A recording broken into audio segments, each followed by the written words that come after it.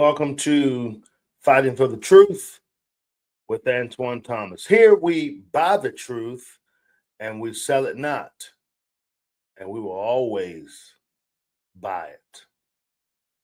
You won't catch us selling it. Because, see, when you know the truth will set you free.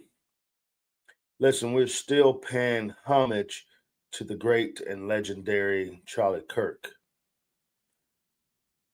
It's all about Charlie this week. It's a beautiful day here in North Carolina. I hope that your day and your state is just as beautiful as it is here where I'm at. Every day we get stronger, every day we get better, every day we learn a little more about the assassination of Charlie Kirk. Every day we learn something new. I want to say to everybody out there, there's a lot of misinformation that's going around. A lot of people are trying to be one-hit wonders in the political world or the podcast world or social media world by spreading information that's not necessarily true, because they do understand people will catch on to it like a wildfire and then it will spread around social media. I urge every person, as I told my nephew today, he's 14 years old, we were riding today, and I told him, I said, do not believe everything that you see in social media. You need to take that information and read it and dissect it and understand it for yourself. Make sure it is legit. You won't know all, but if it kind of doesn't make sense, then most likely it's not a good source. So read through that properly. Ask me if you have questions, or your parents, or your grandparents, who's ever available. I told them do it. But here goes the deal. Don't listen to all that you're seeing. Really understand it, and don't be the one to post information that's not accurate just because you want to be the first one to do it. Let it make sense. Today's show is we're doubling down, not backing down. Yeah, we're going to double down. We're not backing down. Thank you, Charlie Kirk, for giving us this blueprint. Thank you for giving us the mantle. We'll pick it up from here. We'll take it and we'll run with it. And we're not going to back down. We're going to tell the nation that we're doubling down on what we believe, our Christian beliefs. We know that Christ died, but he rose again with all power. We know that as a conservative in the Christian movement. We understand that. That's never going to change. Our message is still clear. Our road is still, guess what, a road that is much traveled upon, and it's a road that will continue to be traveled upon. Yes, that's going to be barriers and roadblocks in our way, but we continue to press on. This is a roadblock for us right now, the loss of our dear brother Charlie Kirk. But you know what? It doesn't stop there. We must continue life, and we must pick up the pieces where we left off, and we'll do that. We're going to do it. I'm going to do it. I hope every person that's within my circle, or colleagues and friends and family who are in the conservative movement, you are going to do the same. I know that Turning Point USA is going to do the same because Erica Kirk told us, but we already knew that because there's too much hard work that has went into Turning Point, too much blood, sweat, and tears, I'll say. Literally blood now. We can say that with a surety. Blood has been shed. We know that sweat and tears have to build Turning Point to what it is today. And we dare not let Charlie's legacy die, his vision, his dream die. We're going to make it bigger and better. And to all my Blexit brothers and sisters out there, I already know, Pierre, I know you're going to pick up the mantle where you can pick it up and make Blexit within Turning Point even greater and larger. And I am glad to have a voice in it. May not be serving in the day-to-day operations, but I am still much involved as I was back in 2019. We're still in the fight. We're still holding on. We're still maintaining what we know to be true because we're right. We're not just on the right side of things. We are right. We're right biblically. We are right. Conservatism, views right. All things point to us being right. We're not confused on our gender. We're not confused on our sexualities. We're not confused on the unborn, that they should have a right to be born. We're not confused on any of it. So that makes us right as conservatives. And we're going to continue to march forward. We're going to continue to march on because we know that his truth still marches on. One thing we can say is that as we end this week and to begin a new week, we know that this past week, had started off great. And I would imagine if Charlie was here, he would say the same thing. Get ready to start the first leg of the America Comeback Tour. Prove Me Wrong series was off to a great start that morning into the afternoon and till that moment when the fatal shot rang out. But my brothers and my sisters, my friends, colleagues, enemies, I want you to understand and know that we have another opportunity to start our week off great and to finish it great because the Lord woke us up this morning and he gave us breath to do it. I hope all had the opportunity to go to church and be revived and to at least take their mind off of this great loss for just a few minutes. I know my pastor paid homage to Charlie Kirk, and I really appreciated that. And to every man and woman around the country who has been a part of memorials, we appreciate you. Stay safe. And remember to voice your opinions, your beliefs peacefully. We have that within our First Amendment that was built in freedom of speech. And to those who hate what we do and want to voice their opinions, we welcome that. All we say to you is do it peacefully. America may not always have started in a world of peace, but we sure as heck tried to end it with peace. Here we are again in 2025. We're back to a level of hate to the point that they took out one of the largest voices in the world. But there's so many more voices that are being raised up right now because of Charlie's death and ones that was already in the background ready to move forward into the front. It is your time now. It is your day now to do that. I'm going to continue what I'm doing here, spreading the truth and spreading the gospel, not backing down, but doubling down, going forward with it. Because what we do know and understand is that we have a lot of work left to do. And what we saw was just a huge distraction. I'm not even going to say a small distraction. It was a huge distraction to silence and suppress the truth and to suppress our work and our voice. And we won't let it happen. We will rise up again and we will speak truth to power, as I stated before. And we will continue to gain new conservatives into our fold. And when we do that, we'll welcome them with open arms. And we hope, and we've already seen the trajectory, the pendulum tilt, as people have stated. This was the deciding factor. This was the last straw for me. I'm moving over to the right. I'm joining the party of love. I'm joining the party of peace. I am joining the party that believes that, again, God died and rose.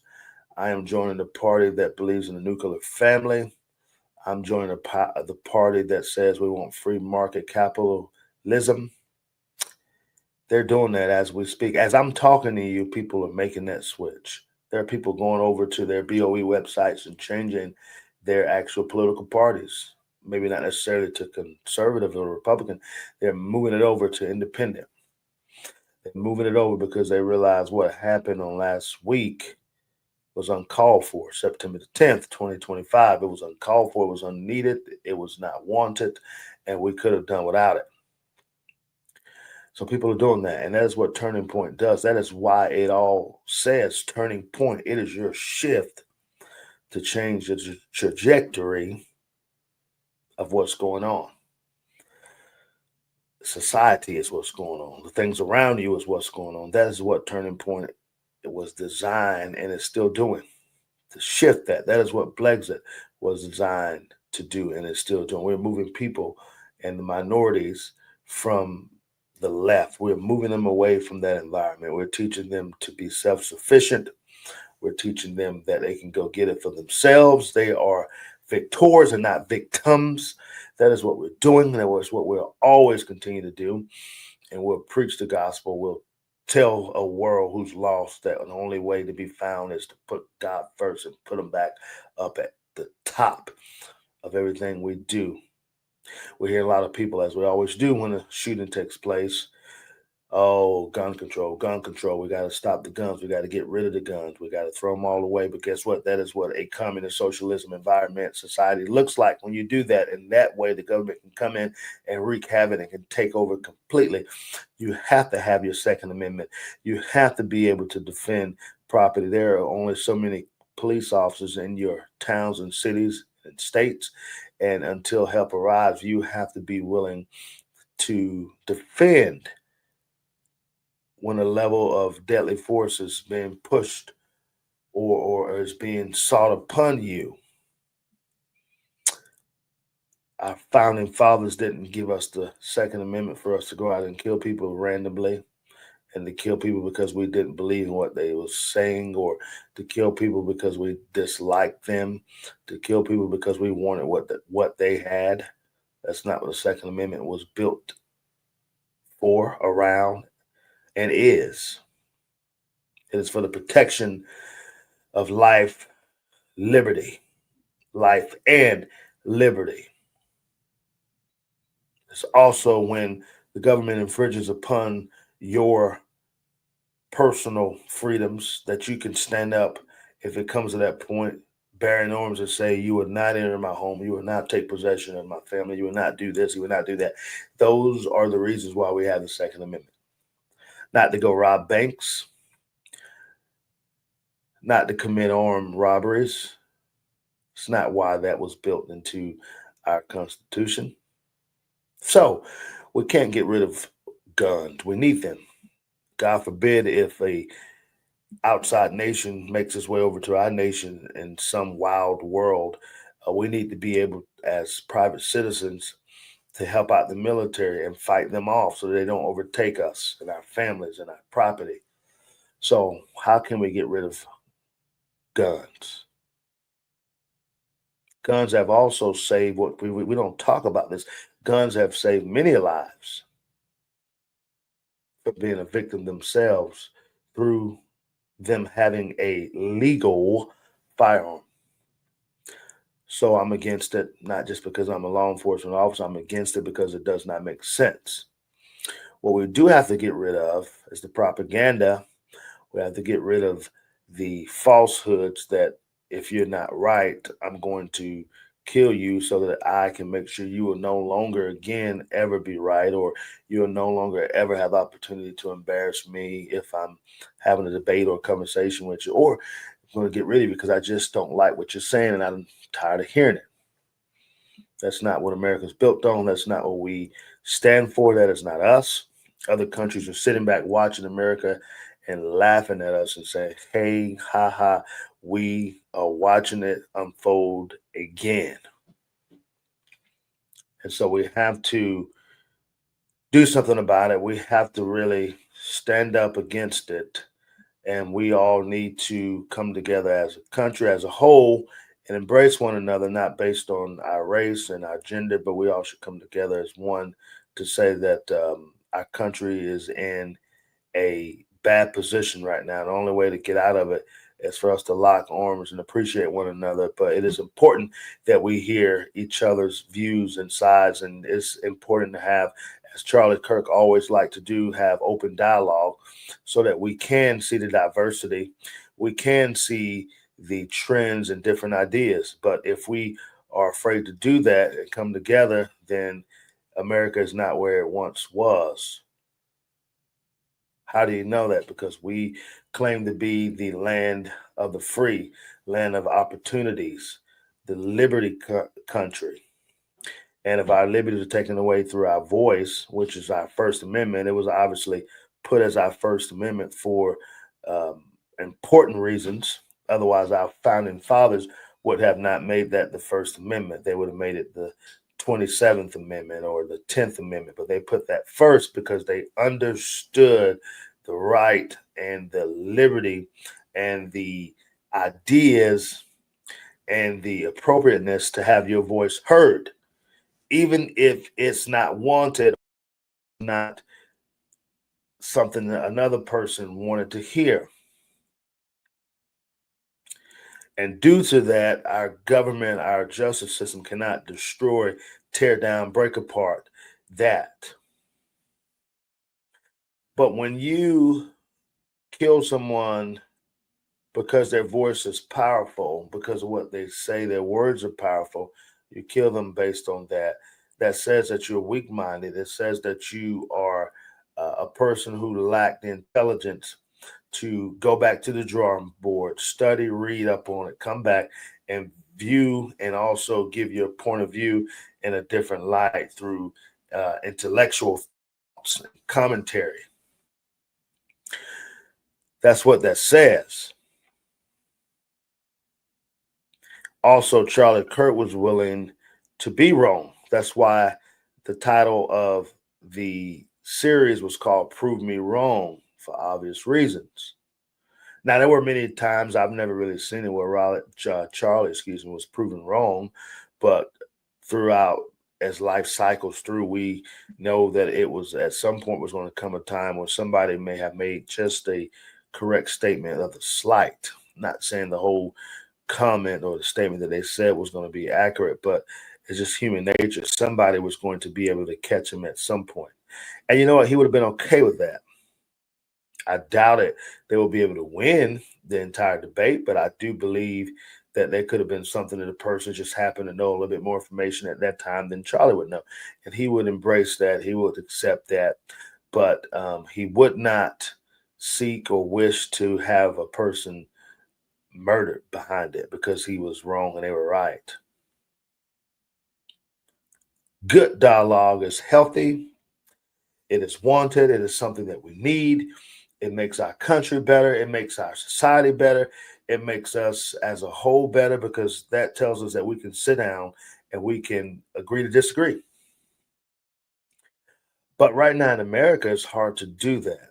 It is hard to engage in a conversation with a person that's on the opposite end of the spectrum politically because at some point there's going to be a clash. And yes, it may not be the right person that gets upset, the conservative. It may not even be the leftist that gets upset. It could be the conservative that gets upset, or vice versa. But what we do know, if you're not in the right headspace, if you are not right within your own self, if you're not morally and ethically right, you will do something bad. I'm not saying kill, but you will do something that is out of character sometimes. We even add that in there. I welcome debates because I enjoy them, but I always tell people who debate me, usually people who are not in the same camp as I'm in, I always tell them we're not going to get into a debate where we argue, lose composure, we get upset, we're ready to fight one another. Because before I let that happen, I'll cut the debate off because at the end of the day, it's not that serious. Now, if you want to have a healthy debate with me, and it's going to be some times again, I'm going to be wrong. I'm going to accept it. We're going to go back and study it, what you said, and we're going to go look at it. We'll come back to you at a later date and say, hey, I was wrong. I looked it up. You're right, or vice versa. But it should be a balance between conversations. You should be able to maneuver between conversations without any issues. And that's where America has gone wrong. There's only one truth when you're talking in a debate style. And if you're not on the same trajectory with that truth, then you're evil. The left calls us racist, homophobic. They call us, what's some of the other terms that they use? Fascists. They say all these things that are not true about us. when we're speaking, when we're debating, when we're challenging them through conversations. And when they have no other names to call you within the political spectrum of name calling, they will begin to cuss you because that's what they know to do. That's not a good debate. Nothing healthy about that. That is just a mad maniac. And that's what we don't want.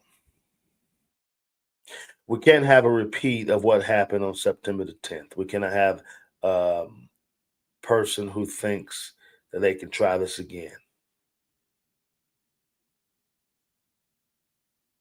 As I stare into the cameras, it is not good where we went on last week on September the 10th.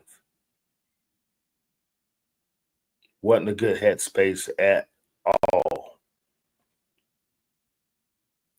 So I say to every American, I say to every conservative, I say to every person who wants to join in the conservative fight but feels fearful, feels like their voice can be heard, but as a result, they'll be killed, they'll be shunned, they'll be fired, they'll be beat, spit upon, whatever it may be. Don't be afraid. Let your voice ring. Shout it from the mountaintops. What I do know about the truth, that the truth can only be suppressed for so long. It can only be hidden for so long. At some point, it's got to come out. It's got to shine again. It's got to rear its head. How do you know this? Why are you saying this? Because there's somebody out there that actually wants to hear the truth. There's somebody out there that actually wants to know if they're doing it right or wrong.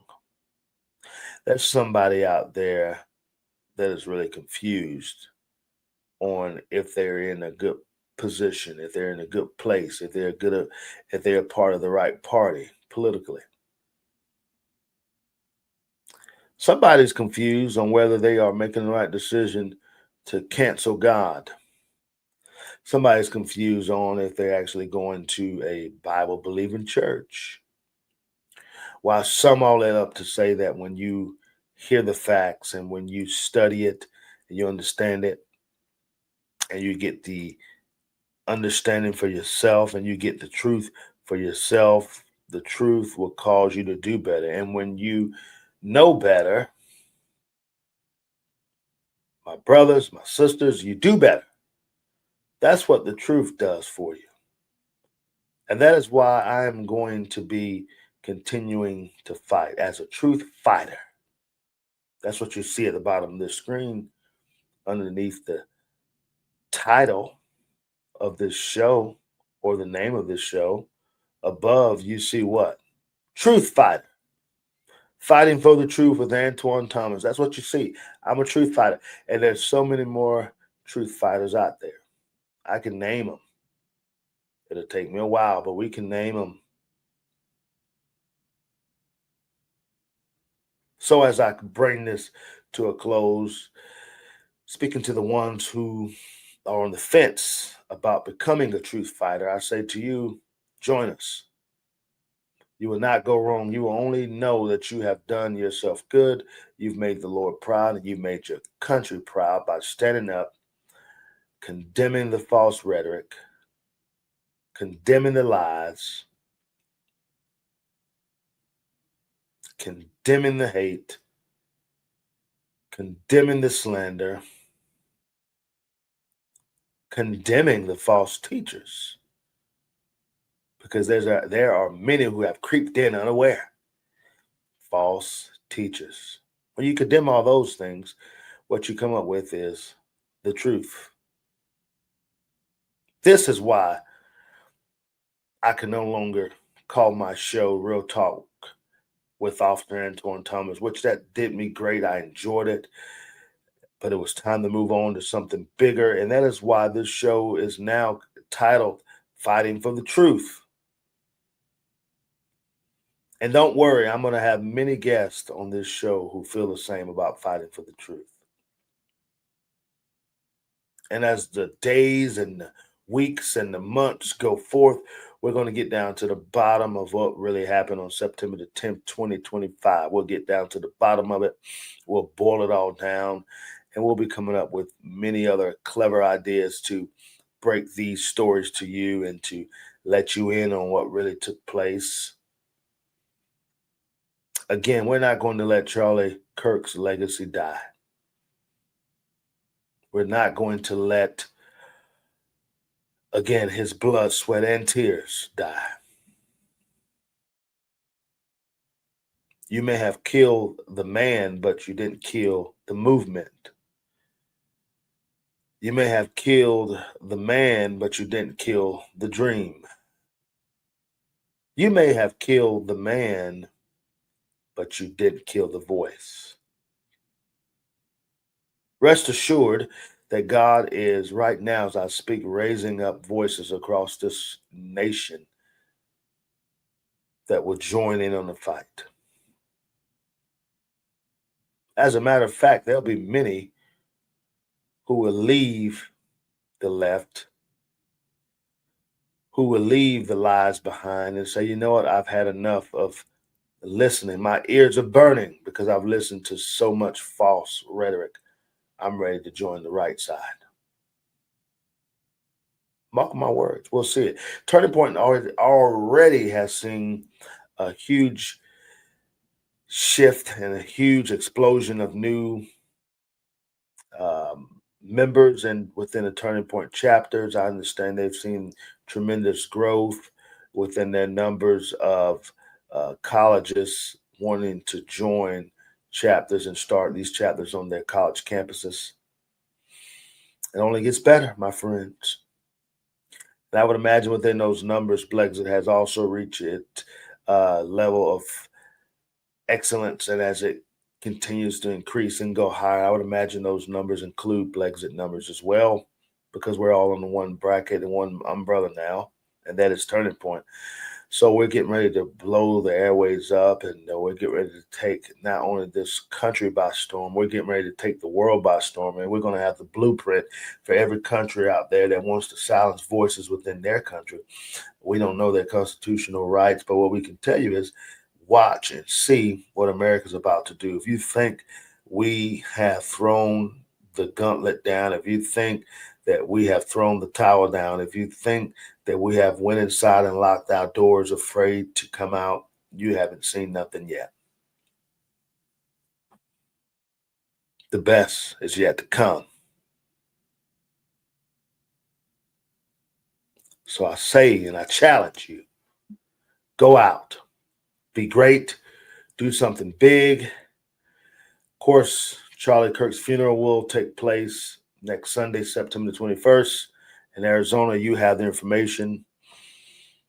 If you want to be a part of, I believe it's at the Cardinal Stadium in Phoenix, I believe, or Scottsdale or Glendale. I can't remember the exact one. I don't have that before me. But if you give me an opportunity to look it up very brief and come back to you with the detail, it just should take me about 10 seconds.